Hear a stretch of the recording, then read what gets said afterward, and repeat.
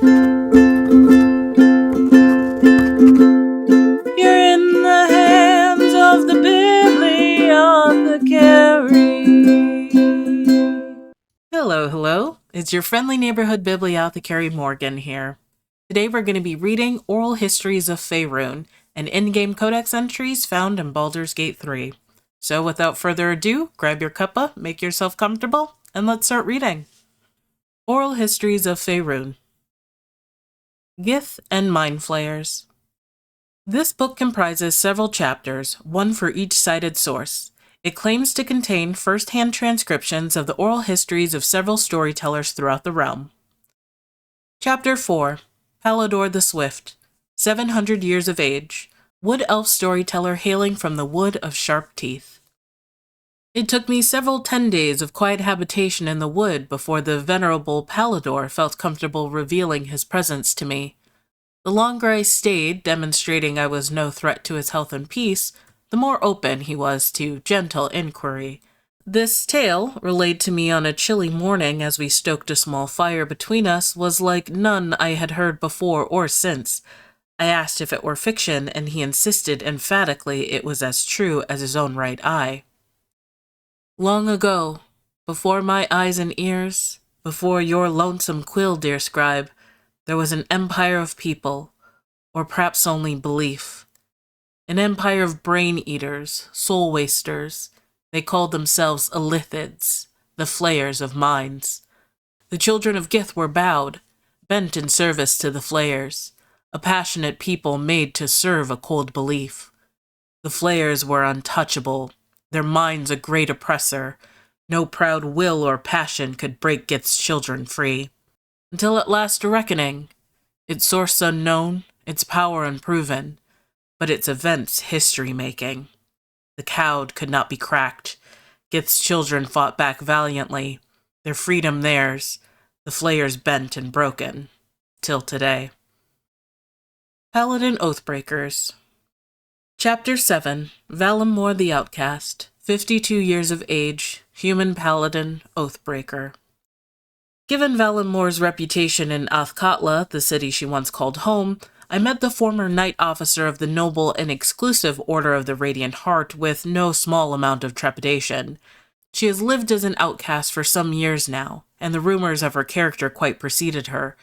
I spoke to one of the prelates of the Order, who described her as a dreadful, sadistic traitor, warning me that to find her would be suicide, that she would kill me before I could speak a single word. He was wrong. When I finally tracked her down, we spoke for hours, and I left with her blessing to share her story. I will not disclose our meeting place, as the Order punishes those who violate their vows with beheading. Of course I regret it. Breaking an oath isn't going back on your word. It's not an ethical quandary. It wrenches out a part of your soul. Before, I could call on angels to fight alongside me. I could banish fiends back to the hells and demons to the abyss, all with a thought and a prayer. I lost my voice. I speak, but this isn't my voice. It's an echo, a whisper. Tell them this. Most days I wish I died rather than breaking my oath, but I'd never take back what I did, what I refused to do. Damn the Order. Service became dogma, obedience was virtue, to question was sin. Justice and duty are uncomfortable bedfellows, and eventually they make bastards of us all. The Spell Plague. Chapter 25. Cornelius and Tomelius Worthy War, halflings encountered on the Golden Road south of Innerlith. I met the brothers, or rather, they found me, in the lower pass through the Firesheer Mountains. They had encountered a trail of golden discs along the path and had resolved to gather and return them to whatever fool had more coin than common sense. It was to our mutual embarrassment, then, that I removed my cloak to reveal my patchwork yellow hide. It was molting season, I explained, and a traveler on the road had not the luxury to shed their scales in private, as would be proper. I suspect they knew too little of Dragonborn to be appropriately disgusted, and instead invited me to sup with them. Over a roadside fire, I learned of the purpose behind their journey. Cornelius. Lurin, my lad, our ancestral home. It was lost during the spell plague. Tomelius. Weren't nothing lost, Con. It's not Nan's lucky Nashers, is it? It sank. Cornelius. Wasn't I there when the blue fire took it? Sure, what do you remember? You were knee-high to a gnome.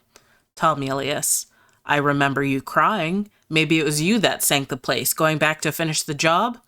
Cornelius. Watch that lip lest I fatten it. Only a fool speaks ill of his homeland. Their brows were bristling dangerously, and so I diverted hostilities by speaking of my own people's ancestral home, the blighted world of Abir, and the 1,000-year tyranny of dragons we lived under, until the blue fire of the spell plague brought us to this world. Cornelius. Right. Thank you for joining me for the Oral Histories of Faerûn. Until next time, I'll catch you later. But be sure to come back and visit the Bibliothecary.